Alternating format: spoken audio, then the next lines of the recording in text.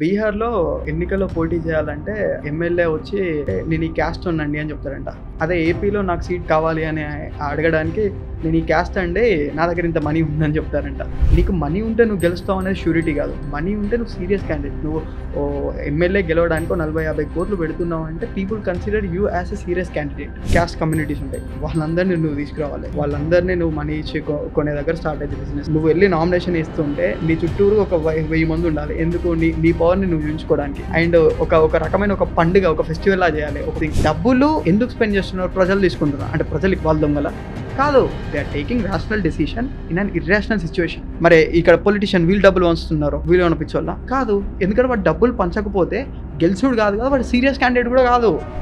BRS ఎవరి party, TDP ఎవరి party, YSRCP ఎవరి పార్టీ, కాంగ్రెస్ ఎవరి పార్టీ. పార్టీలు అనేవి ఒక ఫ్యామిలీకి సంబంధించినవి కాదు, పార్టీలు ప్రజలవి.